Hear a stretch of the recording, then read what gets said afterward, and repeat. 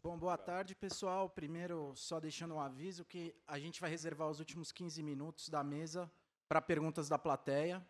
Quem quiser fazer sua pergunta, fala com a produção, que está aqui do lado. Eles vão dar papel e caneta para vocês escreverem. Vocês podem direcionar a pergunta para um dos três, ou podem fazer uma pergunta aberta e a gente joga aqui e vê quem pega, tá? Então, para começo de conversa, gente, obrigado ao Paulo, obrigado aos colegas. Vou começar com uma pergunta apimentada, que eu acho que o Conrado vai gostar de responder, que é o seguinte: nas últimas eleições, o Supremo ele teve um papel muito ativo na defesa da democracia. Ele agiu de uma forma que vocês chamam no livro de democracia militante, e foi uma atuação que foi muito centralizada na figura do Alexandre de Moraes, que foi relator de diversos inquéritos, e também relator da ação que acabou culminando na condenação do Jair Bolsonaro a 27 anos de prisão. Agora, o Alexandre de Moraes está envolvido em uma série de questões patrimonialistas envolvendo o Banco Master, e eu queria perguntar para você qual que é o tamanho do problema disso para a democracia brasileira. Bom, boa tarde, um prazer estar aqui. Obrigado ao Paulo Werneck, que é esse parceiro já de muitos anos. Um prazer também compor a mesa com Antônio, Nina e Fernando. É um problemão, obviamente, para a autoridade do STF, tudo que ministros individualmente fazem para que a gente perca o respeito por essa instituição. E torna isso mais difícil ainda o fato de que essa é uma instituição importante demais para ter condutas tão irresponsáveis e promíscuas assim. E essa instituição é importante demais para fazer o que, por exemplo, fez nesse período entre 2020 a 2023, 2024, né, que não foi heróico, não foi messiânico, foi cumprir decentemente o seu papel, né, fazer controle de constitucionalidade e julgar crime. Do ponto de vista jurídico, o que o Supremo fez foi muito simples, muito fácil, muito ordinário, ainda que tenha envolvido um grau de muita tensão, porque nunca é simples para regime democrático nenhum do mundo punir grandes autoridades.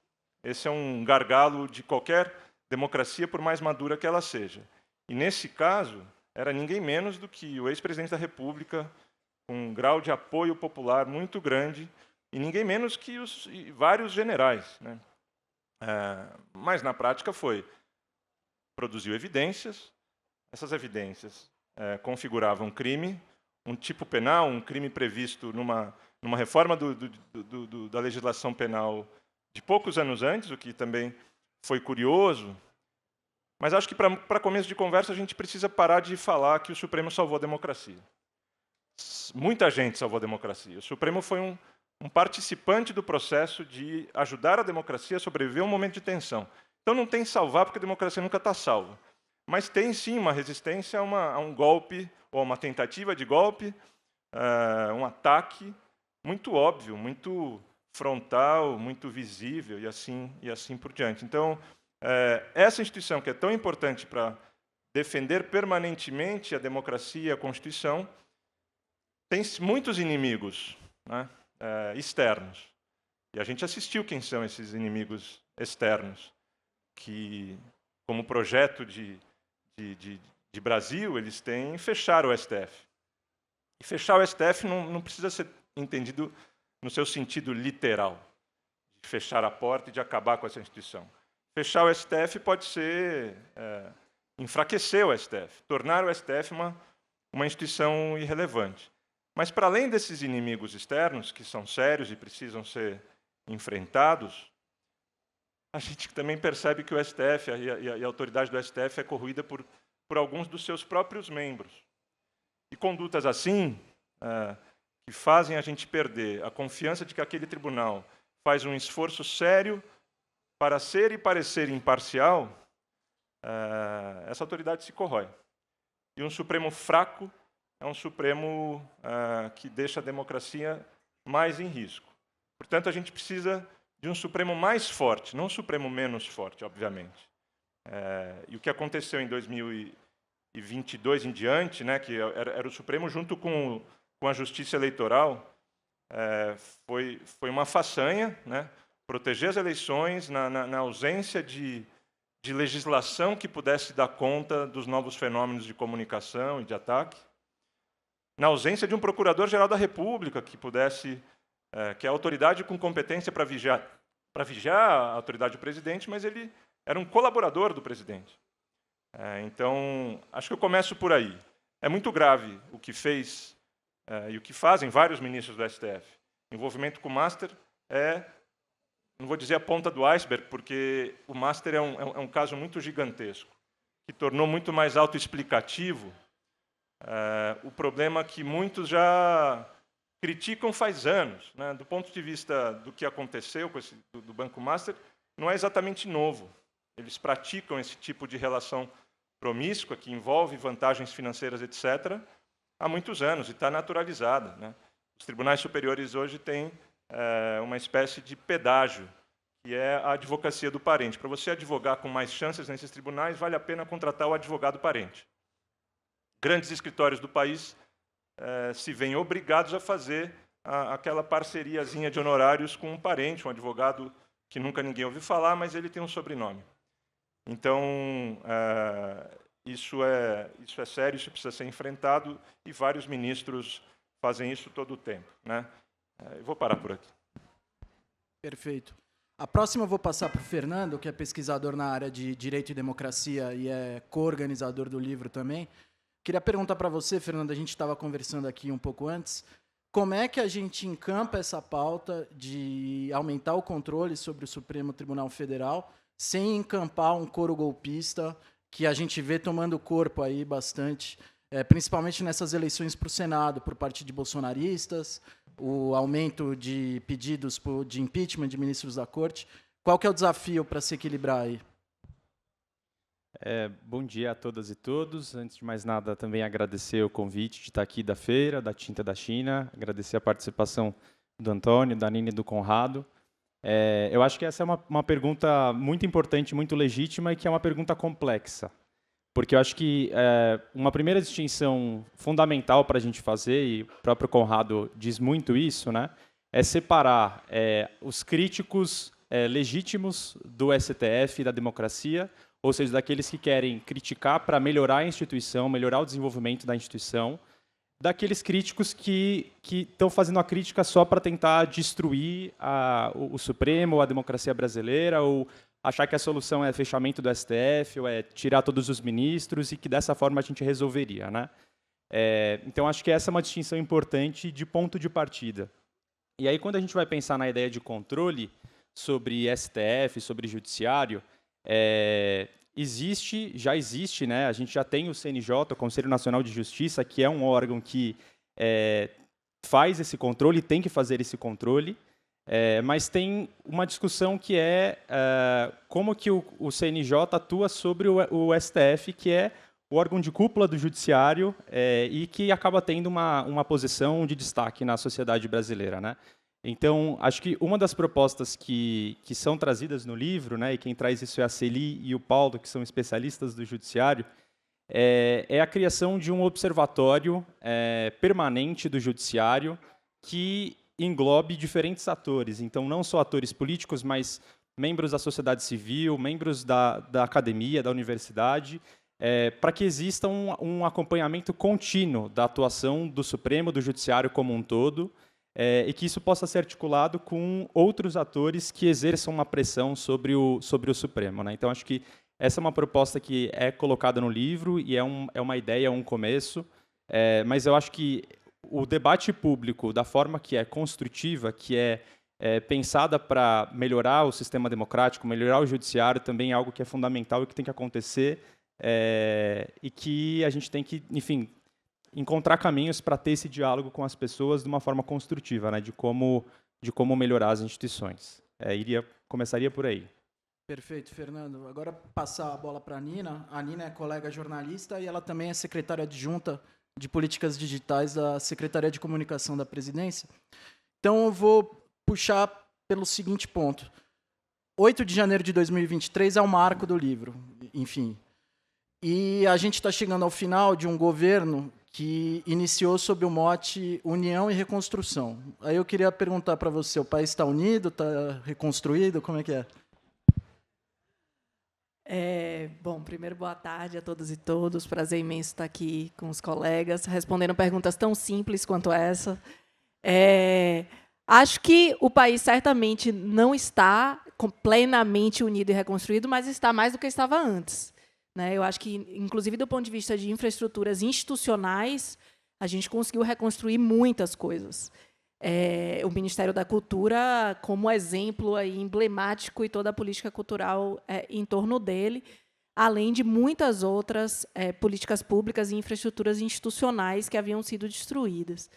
Mas, obviamente, puxando aí para o campo, né, da comunicação, e que é o campo, né, que eu exploro no meu capítulo do livro, em que eu analiso, junto com Francisco Brito Cruz, como enfrentar os desafios do digital do ponto de vista de um combate ao autoritarismo, eu acho que o nosso desafio é ir muito além, né, da união e da reconstrução, porque, na verdade, a gente precisa construir toda uma nova arquitetura para lidar com esses ambientes digitais, que são ambientes extremamente novos, que são ambientes extremamente potentes, inclusive que foram espaço essencial de articulação do 8 de janeiro, mas que foram também espaço essencial da articulação do movimento dos indignados, do movimento dos 99%, de vários movimentos sociais que têm surgido pelo mundo. Então, a gente precisa construir uma infraestrutura institucional para olhar para esse ambiente digital, que, em parte, é reconstruir o nosso debate público e as nossas capacidades de, enquanto sociedade, entender o que é que nos une, o que é o nosso espaço comum, quais são os nossos mínimos conhecimentos, valores comuns para que a gente possa viver em sociedade, como é que a gente constrói isso a partir do digital, que é um espaço extremamente fragmentado, ao mesmo tempo em que a gente consiga abarcar uma diversidade, uma pluralidade de vozes que não existia antes. Se a gente lembrar dos movimentos de comunicação da década de 90, a grande demanda que a gente tinha era democratização dos meios de comunicação, que estavam muito centralizados na mão de poucas pessoas, poucas famílias, que representavam poucas vozes. A gente tem uma diversificação muito maior, mas, ao mesmo tempo, a gente tem uma dificuldade do ponto de vista estrutural de como o ambiente digital está estruturado hoje, em torno de grandes plataformas extremamente concentradas, extremamente opacas, de fazer com que esses discursos circulem de uma maneira a gerar um debate efetivamente democrático, a gerar um engajamento efetivamente democrático, a gerar novas formas de sociabilidade entre as pessoas, porque, lembrando que as redes digitais, elas não são usadas exclusivamente para a política. A gente adora falar sobre como o ambiente político usa, né, as redes digitais, mas as redes digitais, elas são usadas para falar com familiares, para falar com amigos, para se informar, para saber qual é a programação da Feira do Livro. Então, a gente precisa olhar para esses ambientes de uma maneira muito mais estruturada. E acho que um dos desafios desses últimos anos que temos enfrentado é construir infraestruturas institucionais para olhar para esse ambiente digital. Isso passou pela criação de uma série de novos espaços. A própria Secretaria de Políticas Digitais, onde eu estou hoje, foi criada em 23. Pela primeira vez, o Brasil tem uma Secretaria de Políticas Digitais. Isso não existia antes. O Brasil tem uma Secretaria de Direitos Digitais. O Brasil tem uma Secretaria de Saúde Digital. Tudo isso no âmbito do governo federal, para olhar para esse ambiente digital. Mas isso, evidentemente, não é o suficiente. A gente tem visto que os desafios que estão colocados no digital são extremamente grandes, têm ocupado um espaço dentro da disputa geopolítica, que não é um espaço pequeno. Vide os últimos acontecimentos aí da semana, inclusive na relação Brasil e Estados Unidos. Os temas digitais, eles estão no centro dos embates, tanto nacionalmente quanto internacionalmente. Então, certamente, não reconstruímos o suficiente, ainda temos muito para reconstruir pela frente, mas, pela primeira vez, com esse governo, passamos de um cenário em que a gente tinha um governo que produzia desinformação para um governo que tem estruturas de combate à desinformação e de construção de um ambiente digital mais saudável. E aí, aproveitando, Nina, vou continuar com você, porque é uma pergunta que se comunica com a sua resposta. A gente avançou na regulação do ambiente digital nos últimos anos. A gente tem o ECA Digital, tem os decretos, acho que do começo do mês, de maio, que regulamentaram a atuação da NPD, que regulamentaram o Marco Civil. Mas a gente ainda tem muitos desafios, e a gente também vê que o governo enfrenta muitas críticas, inclusive com referência a uma suposta interferência no campo da liberdade de expressão das pessoas. Há quem fale até em Ministério da Verdade, que o governo está atuando nesse sentido. Como que você enxerga essas críticas? Quais são os principais desafios? O que falta regular ainda? Eu acho que o principal desafio é a gente entender que, para a gente pensar num ambiente digital democrático, não basta a gente pensar nos conteúdos individualmente. A questão principal não é a gente olhar para cada conteúdo e tentar dizer isso é verdade, isso não é verdade. Nenhum de nós, nem pessoalmente, nem institucionalmente, poderia fazer isso. Isso seria extremamente maléfico para qualquer sociedade democrática.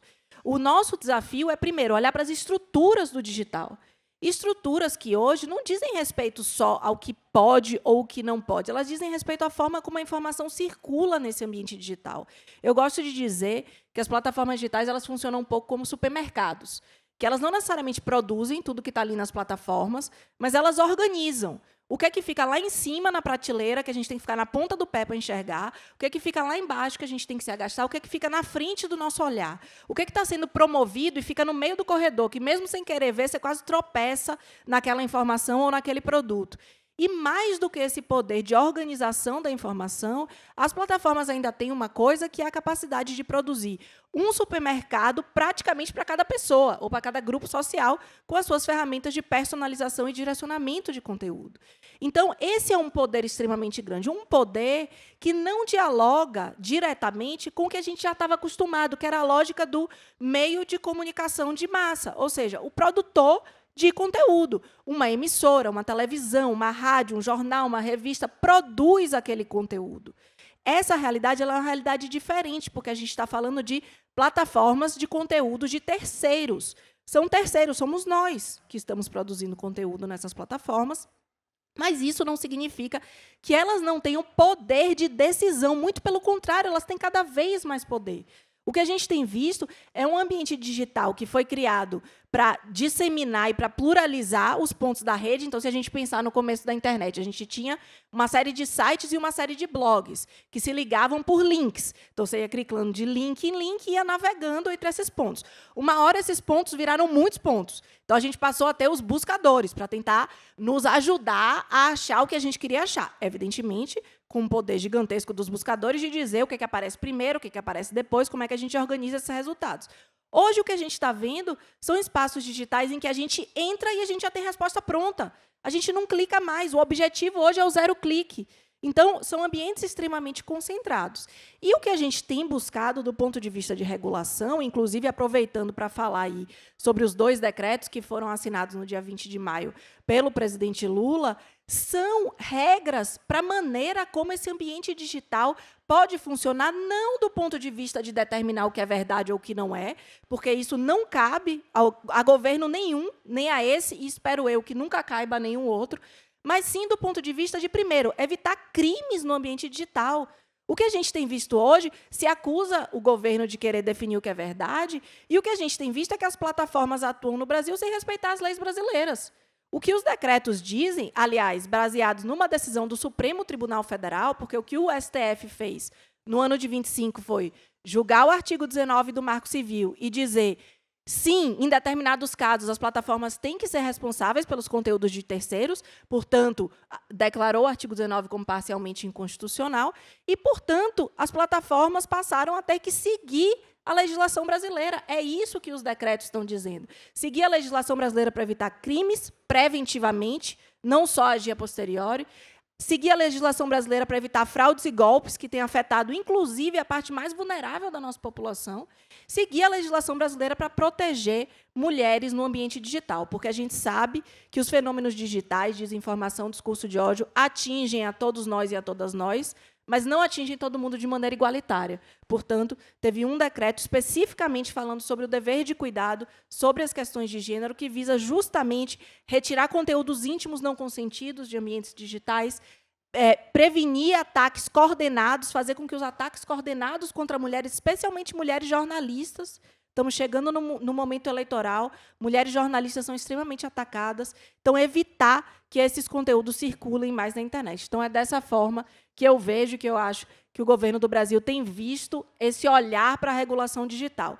Regular a forma como a informação circula, regular para prevenir crimes, sobretudo regular para que as plataformas digitais, que são espaços de debate público hoje, sigam a legislação brasileira. Acho que esse é o ponto principal. Obrigado, Nina. Aí a próxima pergunta para o Conrado. Conrado, tem um termo que se popularizou mais, aí, ao menos ao longo da última década, que se chama janela de Overton, que é quando determinadas ideias, quando o ambiente está tão extremado que determinadas ideias super radicalizadas passam a ser absorvidas pelo ambiente político e consideradas normais, consideradas aceitáveis. A gente tem visto isso principalmente no campo da extrema-direita, que passa aí mais para o centro do espectro político do ponto de vista de quem oferece apoio a ela. E eu queria perguntar para você o que faz com que, para as elites políticas e econômicas, seja aceitável apoiar um candidato com um discurso radicalizado, como aconteceu com Bolsonaro, por exemplo, em 2018, e também na campanha pela reeleição em 2022. Difícil essa... o que faz as elites econômicas apoiar um candidato assim, enfim, é uma série de coisas, claro. A primeira delas é a ideia de que, primeiro, um desapreço em termos da sua escala de valores em relação à democracia e à liberdade real, né? Segundo, um apreço por um tipo de esquema e política econômico que favoreça essas elites, que sempre foi, né, historicamente, no DNA brasileiro, uma política que reproduz privilégio e reproduz riqueza e concentração de riqueza. Então, esse liberalismo econômico é perfeitamente compatível com o autoritarismo político. Na verdade, o autoritarismo político facilita políticas econômicas que prejudicam a maior parcela da sociedade brasileira. Então, acho que o começo da explicação do porquê elites econômicas nem sempre estão favoráveis à democracia, isso e no fundo é um interesse, isso é importante dizer também, porque tem uma certa, não um desapreço moral a um regime democrático que tenta, na melhor das hipóteses, nos tratar como iguais, pelo menos nos processos coletivos de decisão e etc. Mas é uma elite econômica que está certamente predatória, que está preocupada com o curto prazo. Porque no longo prazo todo mundo se dá mal, inclusive essa elite econômica, inclusive aqueles preocupados com crescimento consistente da economia e assim por diante, né? Então, de alguma forma, desenvolver uma cultura democrática que consiga ser abraçada, inclusive pelo topo do topo da pirâmide brasileira, considerando que a pirâmide brasileira é essa formada nesses séculos bastante particulares, né? Nós nascemos e temos nas nossas raízes culturais e políticas muitos hábitos e instintos autoritários sobre como se faz, como se resolve problemas no Brasil. A noção do público, a noção da igualdade e assim por diante são muito frágeis ainda. Então, democratizar o país é uma façanha. Só que esse democratizar é um processo em curso, um processo frágil. 1988, a Constituição de 88, é um grande símbolo de um momento histórico extraordinário do que foi feito nessa Constituição, né? Pelo menos nas pretensões que se anunciaram ali. Quem estuda a Constituinte e as manobras da Constituinte com força era muito improvável. E isso não é fazer um elogio incondicional à Constituição de 88, ela tem um monte de problemas. Mas ela é uma façanha muito improvável pela combinação de fatores que tivemos ali. É uma Constituição que já está com seus 37 anos e que nos ajudou muito a chegar até aqui, por um lado, mas que está muito longe de ter suas promessas minimamente atendidas, né? E acho que, inclusive, e esse é um momento mais sério, um momento em que ataques mais disfarçados, mais pelo subterrâneo da Constituição. Uma forma de atacar a Constituição é reformá-la. Outra forma é atacá-la sem consequências. Quando você disse da janela, de que certos padrões de civilidade e de legalidade governamental e política passam a ser desobedecidos sem consequência, a gente assistiu muito isso, né? Formas de o próprio presidente da República instigar a violação da lei e prometer e entregar leniência do ponto de vista da fiscalização. O que aconteceu, para dar o exemplo da Amazônia, da invasão, a gente tinha um presidente que estava não só não reconhecendo direitos e terras indígenas, a gente tinha um presidente que incentivava a invasão de terra indígena, falando, pode deixar que a gente está desmontando aqui o IBAMA. Pode deixar. Isso é um modo de utilizar o instrumental do direito para tirar a eficácia do próprio direito e das autoridades estatais. Então, isso é... E teve apoio, continua a ter apoio, né? Acho que é indignante isso, mas acho que a explicação vai por aí. É um debate... Essencialmente, né, o núcleo do debate democrático é um debate moral. Tem várias implicações, mas o ponto de partida do debate democrático é um compromisso moral com igualdade política, numa sociedade das mais desiguais do mundo. Isso é uma façanha improvável também, que a gente discute no livro. Enfim. Perfeito. E, Fernando, a gente estava discutindo que esse é o terceiro livro de vocês aqui, com a tinta da China, Brasil, e você disse que é o livro mais propositivo. Então, aproveitando essa resposta do Conrado, eu queria ouvir de você quais que são as propostas que vocês apresentam para fortalecer a cultura democrática no país. Legal. Nesse livro, né, é um livro que faz dois movimentos. Então, tem um primeiro movimento que é um diagnóstico de quais foram os ataques e as principais ameaças à democracia brasileira em diferentes áreas da política, né? Então, a gente elege o que a gente chama de arenas da radicalização antidemocrática, né? Então, a gente tem a arena da força, que compreende forças armadas e polícias. A gente tem a arena da justiça, que trata do sistema de justiça e com um maior foco no judiciário. Nós temos a arena da comunicação, que envolve os meios de comunicação, não só físicos, mas especialmente digitais. Nós temos a arena da educação, que envolve a política educacional como um todo, desde a educação básica até o ensino superior. E, por fim, o que a gente chama de arena da associação, que explora a relação entre Estado e sociedade e dá um maior foco para a participação de grupos religiosos nessa relação Estado e política, né? Então, no primeiro momento, a gente faz um diagnóstico de quais são as principais ameaças nessas diferentes áreas. E, num segundo momento, a gente apresenta propostas de fortalecimento da democracia em cada uma dessas áreas. Então, acho que, se eu puder mencionar, talvez, algumas propostas da arena da educação, né, que é uma área que eu estudo mais, enfim, que foi responsável por esse capítulo, trazendo duas ameaças ou dois riscos grandes para a democracia em termos de educação no Brasil, né? Então, uma primeira ameaça é o que a gente chama da militarização do ensino público, ou seja, a gente teve um programa das escolas cívico-militares que foi introduzido no âmbito federal pelo governo Bolsonaro, mas esse programa continua existindo no âmbito estadual e municipal. E a ideia aqui é que a educação de civis é feita por militares. E isso é um problema, primeiro, um problema de ponto de partida, porque a Constituição não atribui às Forças Armadas e às Forças de Segurança Pública o papel de ensinar civis. E é um problema também porque, na prática, você acaba tendo uma educação que é hierarquizada, que tenta apagar diferenças. Então, o aluno ele não é visto ali pela sua singularidade e pela diversidade que cada aluno tem ali, e pelo pluralismo que deve ser a base da educação. Então, esse é um problema, e aí uma da proposta que a gente tem, que inclusive já existem ações hoje no STF que questionam, né, a constitucionalidade desse tipo de prática, se as escolas cívico-militares são compatíveis ou não com a democracia, compatíveis ou não com a Constituição. Então, uma proposta é a declaração da inconstitucionalidade desse tipo de prática. E uma segunda ameaça grande, que também está relacionada à educação, é aquela ideia de que é possível introduzir na educação uma ideia de neutralidade política.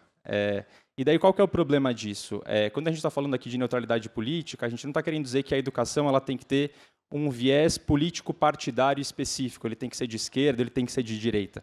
Mas é a gente entender que a educação ela sempre pressupõe escolhas políticas. Então, quando a gente vai montar o currículo de uma escola, por exemplo, e a gente vai decidir o que a gente vai ensinar para os alunos, é uma escolha você ensinar e abordar, por exemplo, a crise climática. Como também é uma escolha não abordar a crise climática. É uma escolha você enxergar que a sociedade brasileira é uma sociedade muito desigual, é desigual em economia, é desigual em oportunidade de raça, de gênero. Então, é uma escolha quando você traz isso para a educação, assim como é uma escolha você também não trazer isso para a educação. E a maioria dos atores que advogam por essa neutralidade política na educação, eles fazem essa defesa justamente para censurar certos tópicos, para censurar certas discussões, né? Então é a ideia de que, olha, não tem que discutir nada sobre raça e gênero na educação, porque isso vai minar o que se entende por educação democrática, né?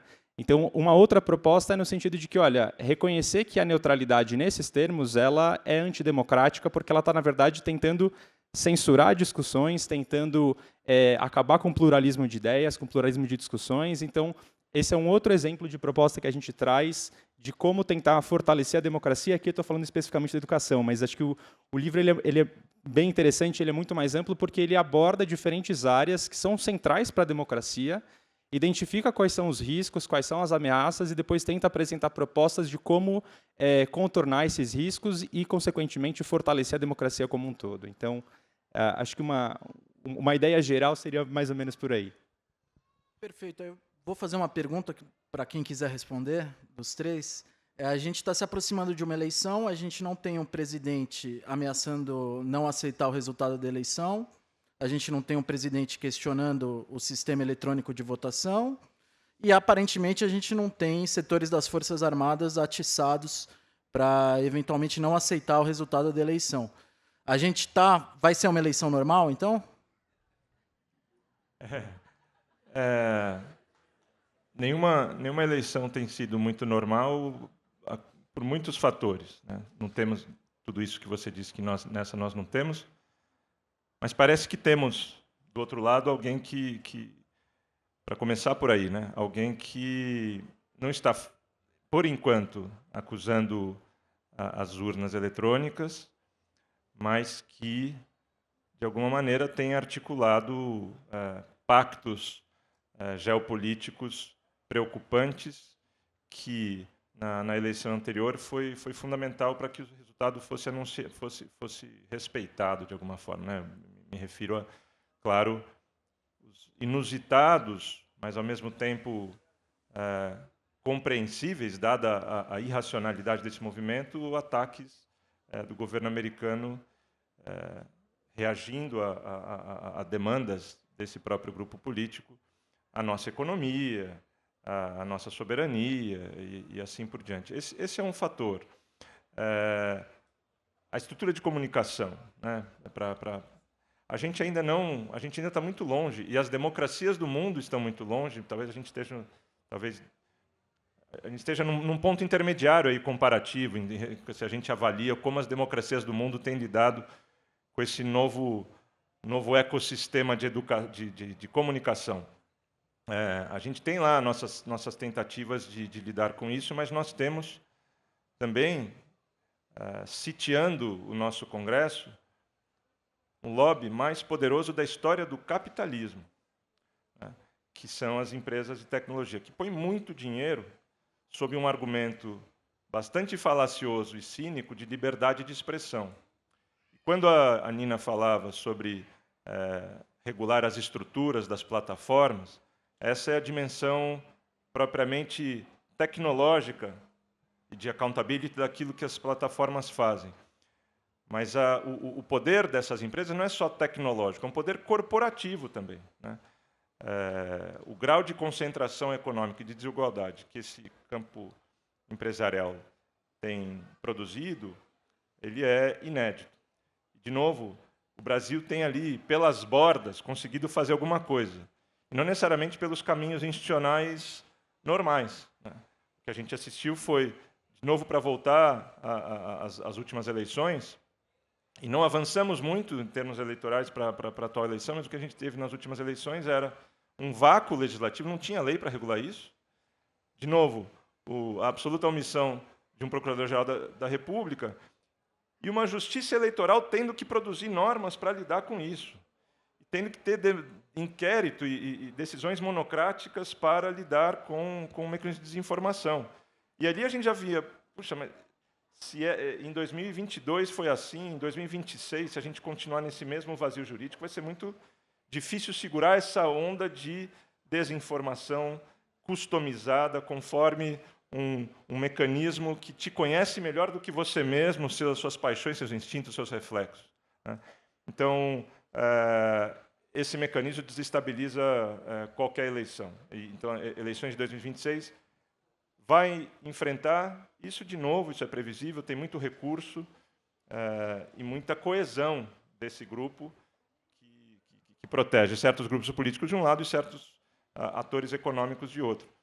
Mas talvez eu possa pegar o gancho para falar um pouquinho sobre o pano de fundo do livro, porque, de fato, quando a gente nossa relação com a democracia, na forma como a gente imagina a democracia, tentando resumir esquematicamente, tem o lado das nossas utopias democráticas, dos nossos desejos, dos nossos sonhos, das nossas paixões. Essas são reformas que, de fato, ocupam o nosso dia a dia da política. É o campo, é o terreno da produção de mais igualdade, da luta por cidades mais inclusivas, por espaços públicos que não discriminem, por mais feiras do livro, na praça, gratuitas, estímulo ao livro.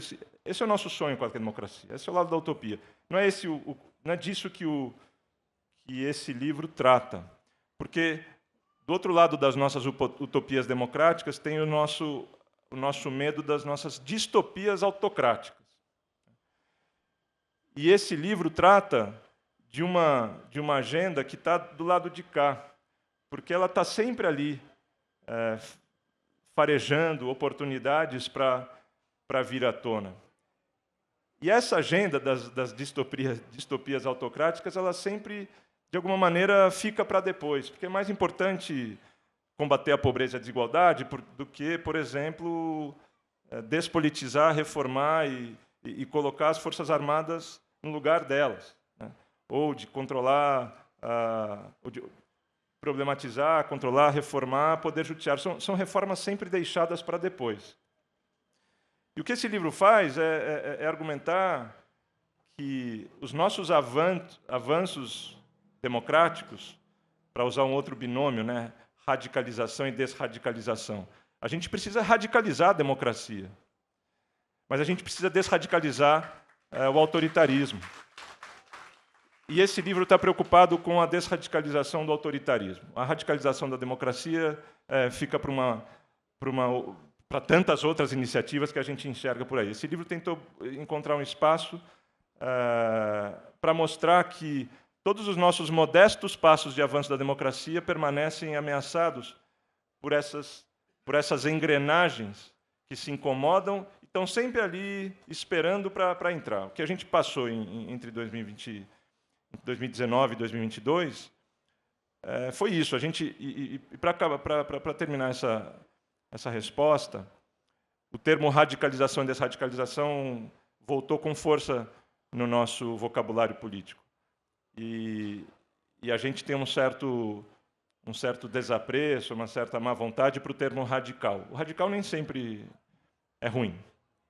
O radical é aquele que de fato quer enfrentar a raiz do problema, para pegar a etimologia da palavra. Mas tem modos e modos de fazer isso. Por isso que eu falei que tem um binômio entre radicalização democrática e desradicalização do autoritarismo. E quando nós vimos, no ano de 2022, que foi a expressão mais forte, mais eloquente, mais visual de radicais, foi os acampamentos nos quartéis, né? Foram aquelas rodas rezando diante de um pneu, né?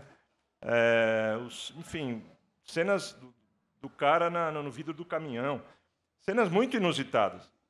E aí a gente pensa, esses caras estão radicalizados, precisamos desradicalizar essas pessoas. Esse livro não está preocupado em desradicalizar mentes e reeducar e trazer esses indivíduos para cá, porque, na verdade, isso mostra, pelo menos essa é a hipótese do livro, isso mostra mais um sintoma do que a causa daquilo que está acontecendo. Então, nossa proposta de desradicalização é lá para olhar não para os indivíduos, reeducá-los a dialogar, a entender a diferença, ou educá-los pela primeira vez, caso eles sempre tenham tido essa atitude. Ainda que isso seja importante, isso envolva muitas iniciativas que dizem respeito a vamos enfrentar a polarização, precisamos trazer essas cabeças radicalizadas para um debate, para um diálogo horizontal e tudo mais. A gente está preocupado com instituições que têm DNAs autoritários muito preocupantes e que não nasceram, claro, esse DNA não foi forjado nesse período. Esse DNA é muito histórico. Então é isso, né? Tem uma agenda de reformas, é um livro que olha para o futuro. Não são reformas necessariamente politicamente fáceis,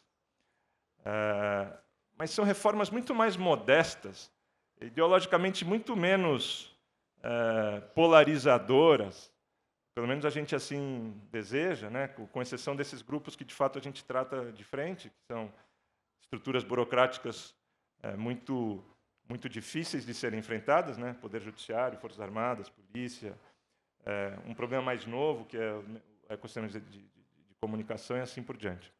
Mas é isso. Antônio, se você me permitir, não, só para comentar que, de fato, a gente chega, né, a 2026 com esse cenário que você colocou, com os elementos que Conrado traz, mas eu acho que a gente chega também com uma estrutura muito diferente de formação da opinião e do voto. Ou seja, a maneira como as pessoas formam as suas visões do que é importante, do que está acontecendo na sociedade e, portanto, das decisões que decorrem disso, especialmente em quem se deve votar, são muito diferentes. E aí eu acho que tem mudanças que são muito desafiadoras. A primeira delas é o fato de que a gente está vivendo numa era em que as pessoas se informam cada vez mais online, se informam cada vez mais por redes sociais. E, antes de entrar na minha caracterização do problema, eu quero dizer que, de cara, eu não acho isso um problema. Tá? Eu não acho que nem a emergência do Twitter nos anos de 2010, 2012, 2013 ia salvar a democracia, porque todos os povos oprimidos iam se libertar e derrotar os governos autoritários porque existia o Twitter, e nem acho que porque as pessoas se informam por redes sociais e pelo WhatsApp, em 2026 a democracia acabou. Tá? Eu acho que isso não é um problema que está dado desta forma. Ele traz problemas, sim. E de onde é que vêm esses problemas? Nesse momento atual, um dos desafios que a gente tem é o fato de que a gente está vivendo uma era de redes sociais cada vez menos sociais. São redes sociais que inicialmente se baseavam nas relações entre as pessoas, portanto, você escolhia quem você queria seguir, de quem você era amigo, e você via o conteúdo dessas pessoas. Podiam ser boas escolhas, más escolhas, mas tinha uma agência do sujeito que era muito mais forte de escolher o que ele via. E agora o que a gente está vendo é uma migração cada vez maior das plataformas para um regime cada vez mais de algoritmos e de recomendação. Então, quem escolhe cada vez mais o que a gente vê nas redes sociais são as plataformas através das suas decisões de como os algoritmos devem funcionar e de quais conteúdos devem ser recomendados para a gente. Acho que essa é uma mudança muito importante na forma como as pessoas vão consumir informação para decidir os seus votos. Uma segunda mudança muito importante é a entrada da inteligência artificial generativa. Não estou falando de inteligência artificial como um todo, porque, enfim, a gente precisaria de horas para discutir isso aqui, mas estou falando do fato de que muitas pessoas vão buscar informação nos buscadores, vão buscar informação direto nas IA generativas, nos aplicativos de IA generativa, e esses vão ser os mecanismos através dos quais elas vão ter informação sobre uma determinada candidata, sobre um determinado candidato, sobre posicionamentos. É claro que existe, sim, regulações sobre isso, especialmente regulações do TSE, sobre a questão dos aplicativos de IA generativa, mas o fato é que a busca de informação através desses aplicativos aumentou muito e vai ser a primeira eleição que a gente vai viver com isso de maneira mais generalizada, e isso dá a esses sistemas de IA generativa um poder gigantesco. Já temos visto aí, já tem uma série de relatórios sendo publicados que mostram como esses sistemas apresentam vieses, distorções e mesmo erros nas informações sobre as eleições. E o terceiro elemento, que eu acho que é muito importante, é que vai ser a primeira eleição que a gente tem as big techs, as grandes plataformas, no centro do jogo geopolítico.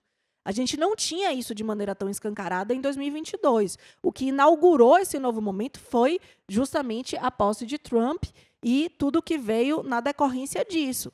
Então, é um momento em que esse espaço do digital ele está no centro das disputas geopolíticas que podem, ou não, veremos um pouco mais para frente, influenciar diretamente nas eleições desse ano. Perfeito. Acho que dá tempo de ler uma das perguntas da plateia. A pergunta é do Eduardo. E ele não direcionou a ninguém em específico, então quem quiser pode responder. Diante de uma polarização que parece arraigada na sociedade, ainda há espaço para um centro democrático? Alguém? Vai lá, Fernando. Obrigado, Conrado.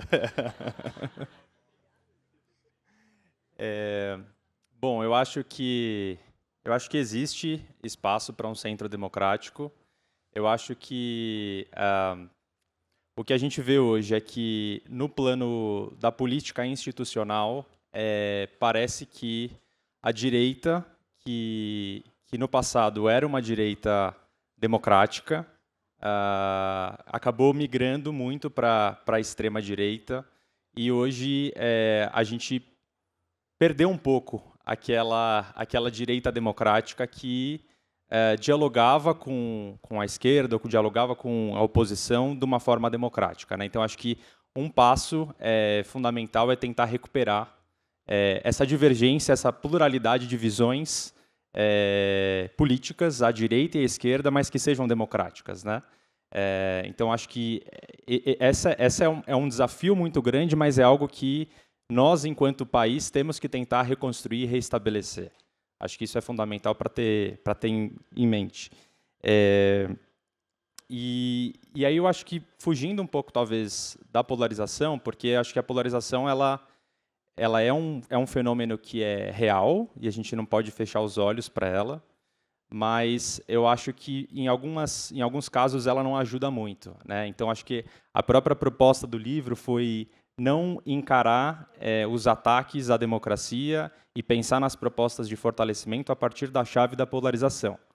Foi a partir do que a gente consegue separar entre o que é considerado democrático e aquilo que não é democrático, aquilo que é autoritário, que é antidemocrático, e como que a gente tenta enfrentar isso. E daí, por conta dessa escolha, que a abordagem no livro acaba sendo muito mais em reformas nas instituições do que, como já dito, na mentalidade das pessoas ou no comportamento das organizações e dos grupos que compõem a sociedade brasileira, né?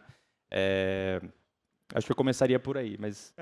Só um complemento. De fato, o livro está muito menos preocupado com despolarização e mais preocupado com desradicalização. São coisas diferentes, porque, de fato, polarização é parte da democracia, conflito é parte da democracia, uma democracia sem algum tipo de polarização. E essa palavra que está na nossa ponta da língua, no senso comum, quando se refere a esse momento político particular, que já dura alguns anos, ela de alguma forma, se você não qualificá-la bem, parece que a gente está num ambiente que os dois lados se igualam. Esses dois lados precisam se aproximar, né? Uma expressão um pouco melhor é polarização assimétrica, né? Porque, de um lado... um lado está com a arma apontada, o outro tem um desenho da Laerte, assim, o título é Polarização. De um lado tem uma pessoa com uma arma, do outro lado tem uma pessoa com um escudo, né? Essa é a polarização nessa ilustração, que de fato mostra a assimetria. O ponto o extremismo combate liberdade, combate diferença, combate inclusão e assim por diante. O outro lado dessa polarização, claro, tem muitas nuances, e essa pergunta também envolve o espaço para um centro no sistema partidário, não só do ponto de vista das posições que a gente tem ideológicas na sociedade, também envolve uma questão partidária.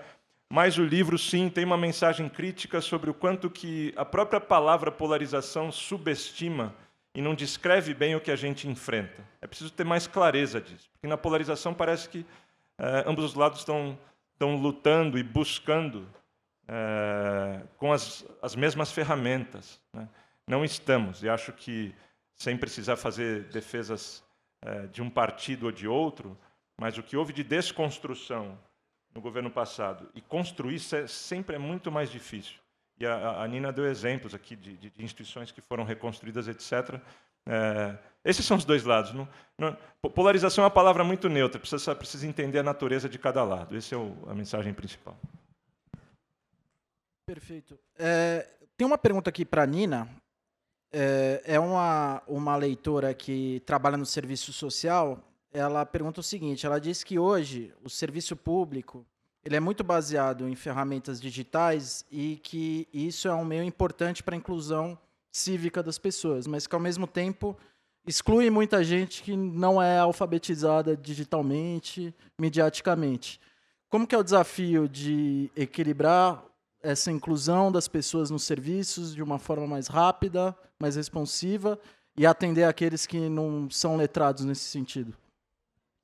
Então, esse é um desafio gigantesco, né? Inclusive porque quando a gente está falando de letramento, a gente não está falando só de saber usar determinadas ferramentas digitais, né? A gente está falando de coisas muito mais profundas que isso, que são entender, de fato, como esses espaços digitais funcionam, quais são os vieses aos quais nós estamos sujeitos, como devemos interpretar resultados, muito além de usar os sistemas que mudam a cada segundo, aliás. É muito pouco efetivo você fazer qualquer tipo de letramento digital com base em ferramentas específicas, porque no segundo seguinte já mudou, já é diferente, já é outro sistema. Então, tem toda uma lógica por trás disso que é muito mais valorosa, ainda que as ferramentas, evidentemente, sejam importantes também para quem está operando isso na ponta.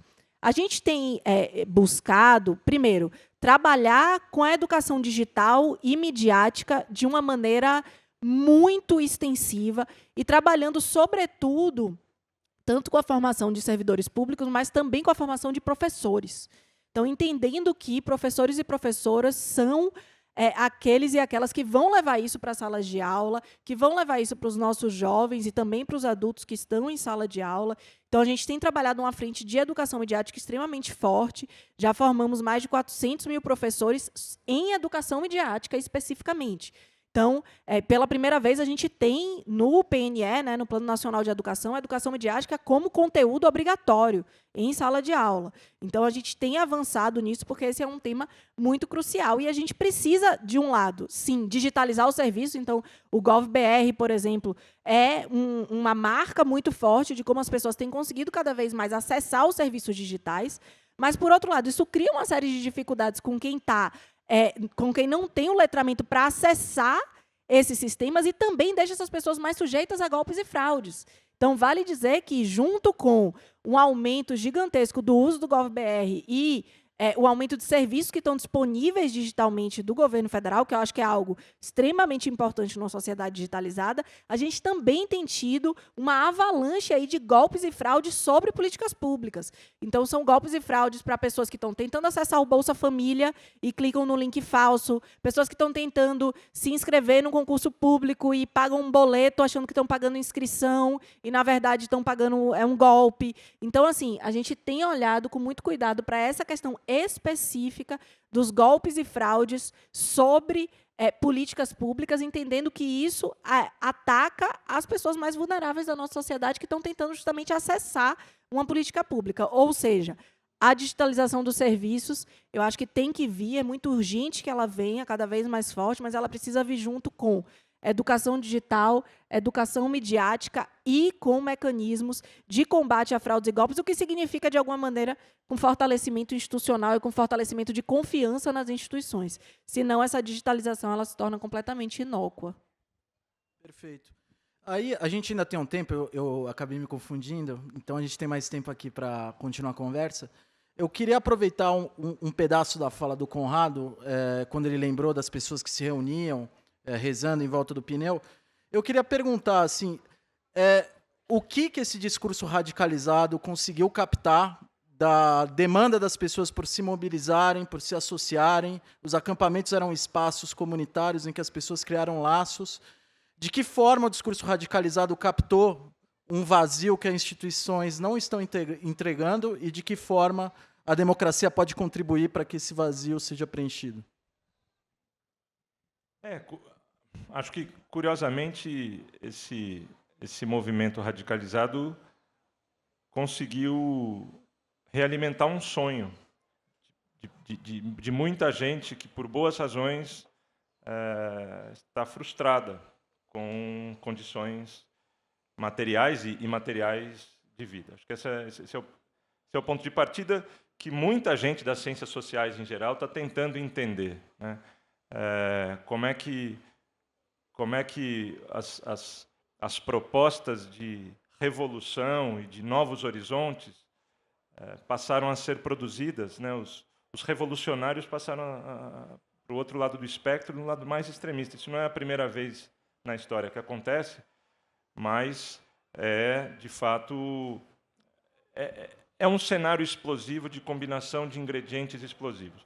A frustração econômica é uma delas. A precariedade das relações de trabalho, as frustrações com as promessas não cumpridas da democracia, a sensação de que você está sendo espoliado, de que há muita corrupção no governo, vai fazendo um caldo muito sério. Então, isso combinado com movimentos messiânicos de grupos e autoridades religiosas, isso combinado com tecnologias que alimentam essas paixões políticas mais corrosivas, que são o medo e o ódio, a produção de inimigos que são a quem são atribuídos a culpa por tudo de mal que nós estamos passando. Enfim, é uma combinação muito explosiva. E então, enfrentar isso, combinado com militarismo, combinado com uma noção de segurança pública que basicamente privatiza a segurança pública. Se quer segurança, compra a tua arma. Se vira com a tua segurança. Você quer segurança pública? Paga a milícia. Porque a milícia te protege. Então, isso é privatizar a segurança pública. Tudo isso...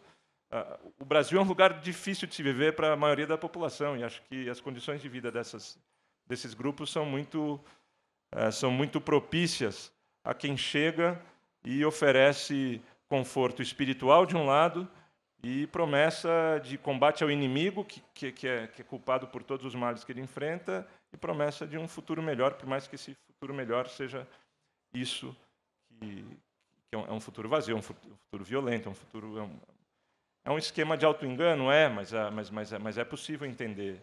E é necessário tentar compreender. E sem apelar, eu apelei aqui à imagem caricata da roda rezando em volta de um pneu. É um pouco injusta essa imagem, porque ela é muito caricata. Mas é preciso entender, inclusive, essa manifestação, né? Só complementando, eu acho que... quando a gente pensa nas pessoas, no exemplo, né, das pessoas, dos golpistas que foram lá, invadiram os 3 poderes, depredaram tudo e tudo mais, né? Eu acho que a percepção e o sentimento dessas pessoas é legítimo no sentido de estarem insatisfeitos com a realidade do país, estarem insatisfeitos com a economia, com as condições materiais e imateriais. Acho que o grande problema aí é o meio de se questionar isso, né? Então, assim, é legítimo você questionar e você criticar as instituições e você demandar do Estado uma melhor qualidade de vida, mas não é legítimo você fazer isso atacando a democracia. Não é legítimo você querer depor um representante eleito pelo povo para achar que dessa forma a gente vai resolver os problemas. Então, acho que esse é um ponto importante, e aí tem uma conexão que também é muito fundamental da gente não perder, que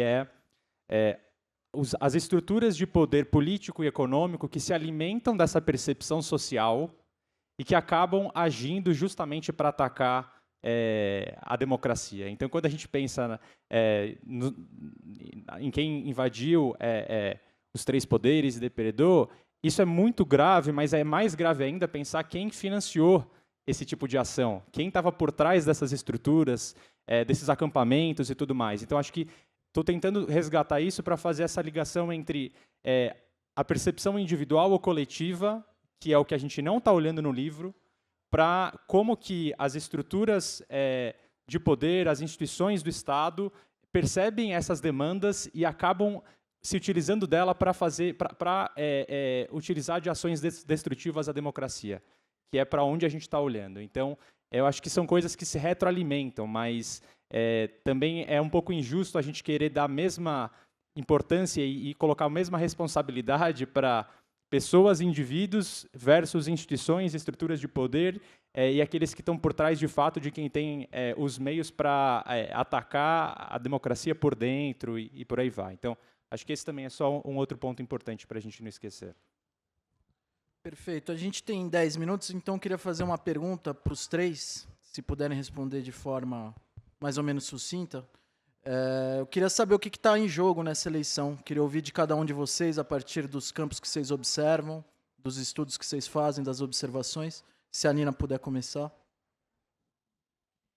Acho que eu antecipei um pouquinho, né, do que eu acho que está em jogo esse ano na esfera da comunicação. Eu acho que a gente tem um cenário muito desafiador, em que os processos de formação de opinião, os processos de formação, na verdade, de visões de mundo, de maneira geral, eles estão extremamente concentrados em mecanismos muito opacos. A gente tem muito pouca informação sobre como esses mecanismos funcionam.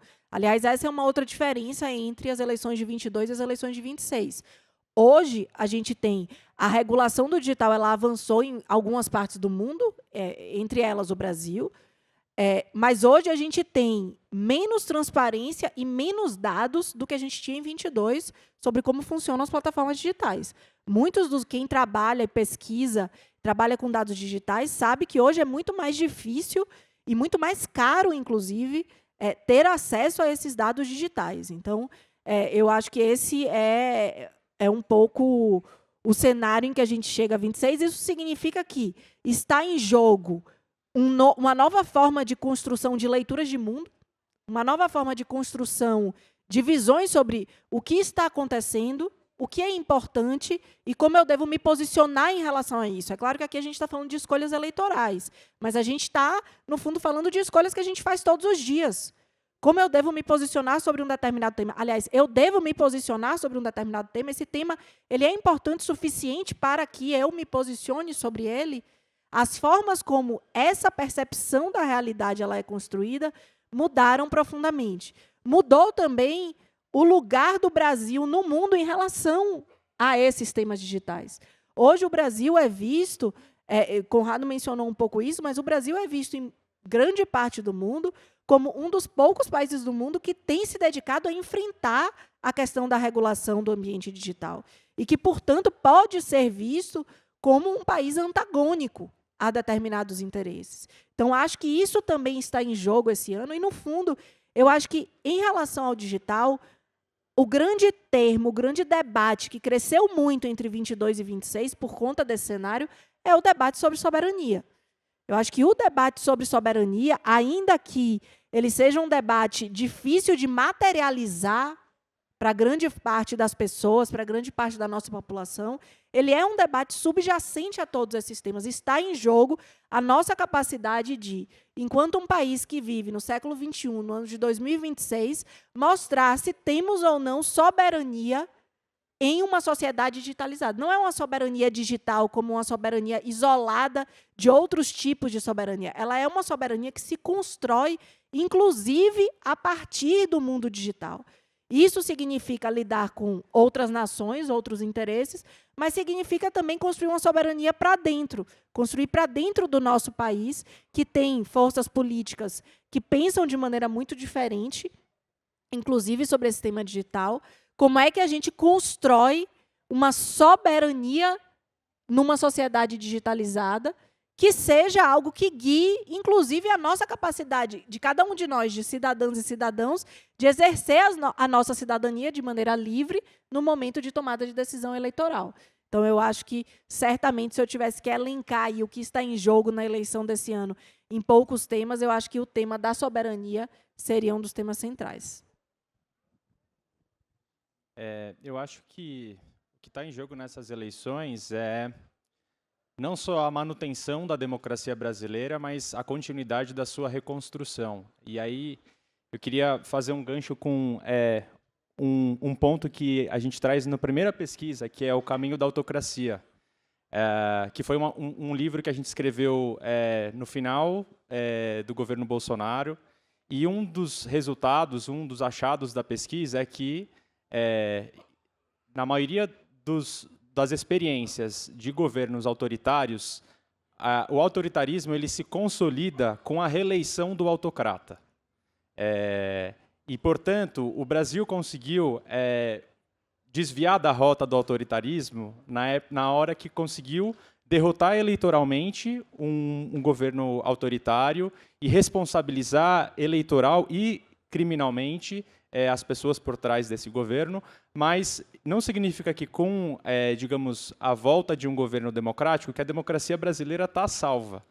E a gente tem, inclusive, exemplos recentes de como que a volta ao poder de um governo autocrático, ainda que com a interrupção, acaba por aprofundar o projeto autocrático. É o que a gente está vendo agora nos Estados Unidos. A gente teve um primeiro mandato, Trump, esse mandato foi interrompido por um outro governo, e agora, com o retorno ao poder de Trump, o projeto autoritário está se aprofundando. Então, eu acho que isso é algo muito importante para a gente ter como norte, de que a democracia brasileira não está salva. A democracia é algo que a gente constrói diariamente, cotidianamente, e tem que estar sempre alerta, porque é um valor que é fundamental e é um valor que é, infelizmente, muito frágil. Então, a gente tem que estar sempre reconstruindo e fortalecendo a democracia. Então, acho que a minha resposta iria por aí. Eu também ia me somar e também aproveitar o gancho desse livro, porque tem muita coisa em jogo nessa eleição. Uma delas é o fato de que uma derrota ou uma vitória do grupo opositor, do grupo extremista, dá um selo de aprovação a tudo que fizeram, né, no período anterior, a tudo que fizeram nas políticas públicas, a tudo que fizeram por meio do Estado, e ao gesto final, né, o gran finale desse governo, que foi uma tentativa de golpe. O que esse livro fez, publicado em 2022, foram 3 argumentos. E esses argumentos permanecem muito atuais. O primeiro argumento era uma espécie de demonstração do que era um governo autoritário, né?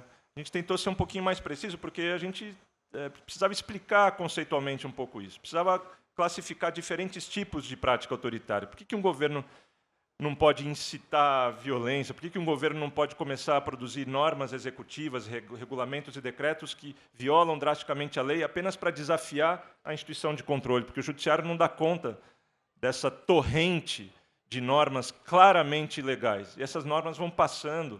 Do que acontece quando você intimida a própria burocracia, quando você intimida jornalistas e professores, etc. A gente tentou explicar de maneira detalhada por que se pode dizer que aquele governo era autoritário, para além do senso comum. O segundo argumento era esse que o Fernando acabou de antecipar, que era mapear, na história da democracia, nos últimos 200 anos, tem uma interpretação esquemática que diz que a gente passa por ondas de democratização e ondas de autocratização, né? Primeira onda de democratização, lá pelo século XIX, primeira onda de autocratização, ali com os movimentos nazifascistas, depois democratização, depois autocratização de novo, regimes autoritários na América Latina, depois democratização de novo, nossa onda dos anos 80 e 90. E aí, nesses anos 2000, e esse é um movimento global, que não acontece de maneira idêntica em cada país, mas você vê manifestações. Portanto, a gente está nessa chamada terceira onda da autocratização. O governo anterior, o Brasil, nesses observatórios globais da democracia, estava na liderança, assim, era um dos que estava empurrando essa carruagem da autocratização. A eleição de 22 dá uma interrompida nisso. O argumento demonstrado por tantos casos de outros países, o quanto que a reeleição do projeto autocrático é uma espécie de ponto de aprofundamento e de aceleração do processo. Quase um ponto de não retorno. Ponto de não retorno é um argumento um pouco forte demais, e a gente teve a surpresa de um Orbán derrotado eleitoralmente poucos meses atrás, né? De um regime autocrático que já está muito enraizado, tem muito mais coisa para reconstruir naquela sociedade, e que serve como uma espécie de modelo. Aquele governo estava servindo como aquele país menor e menos relevante no esquema geral do mundo, estava servindo como uma espécie de modelo, como grande exemplo a ser seguido. Então, o governo Trump não só retoma o projeto, como foi tudo muito mais rápido e muito mais abrupto, muito mais violento, né? Então, acho que fundamentalmente o que está em jogo é isso. A gente... eu esqueci do terceiro argumento do livro. Eu falei que o primeiro era diagnosticar autoritarismo, o segundo era apontar e alertar para o risco de reeleição, que não é só a reeleição consecutiva, mas pode ser a reeleição pós um governo intermediário, mas o terceiro era: precisamos responsabilizar quem fez o que fez. E o Brasil fez essa lição de casa. O Brasil fez, e foi o STF protagonista desse processo, mas o STF, eu não gosto de dar esse mérito absoluto para o STF, porque envolve muito mais gente, mas, de qualquer forma, foi o STF que te condenou. Isso é uma façanha histórica. E não é que o projeto que desafia o atual governo anuncia, como das primeiras medidas, uma anistia. A gente fez a lição de casa, mas nada é fácil, né? Nada é tão garantido assim. Então, nada menos do que isso. Recolocar, num momento em que Big Tech estão mais bem armadas, menos transparentes ainda, no poder, quem quer fazer com a democracia o que já demonstraram que querem fazer, né? É isso. Obrigado.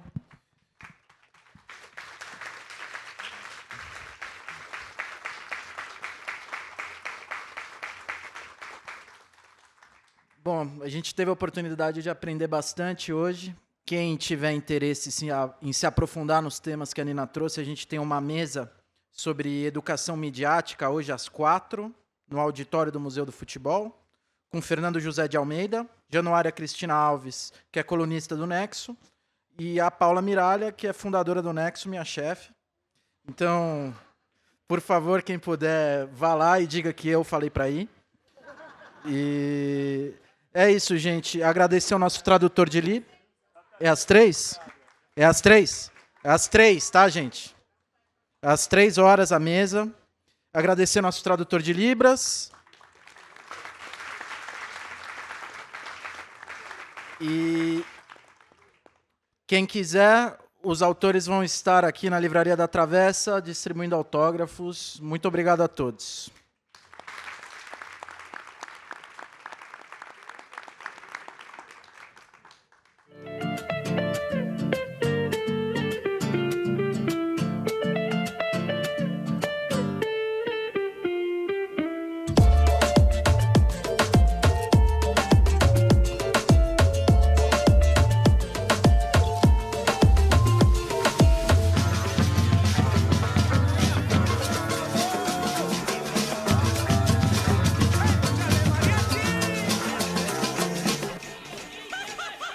Sejam todos e todas bem-vindos à Feira do Livro 2026. A Feira do Livro é uma realização da Associação 451, da Maré Produções Culturais e do Ministério da Cultura por meio da Lei Rouanet. Patrocínio: Mercado Livre, Motiva e Prefeitura de São Paulo na categoria Ouro. Itaú e Laranjinha Itaú na categoria Prata.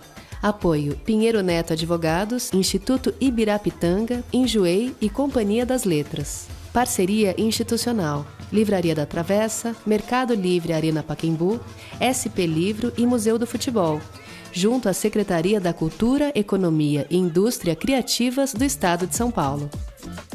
Apoio institucional: Embaixada da França no Brasil, Instituto Camões, Arco Educação, Ministério das Relações Exteriores do Uruguai, Instituto Ramon Llull, Gráfica Viena, Chambril, Quiro, Frida e Mina, Inside by Meliá São Paulo e Higienópolis, Ernesto Tzurnik Advocacia, Ecoar, Arpa, Ovo e Bubu Restaurante.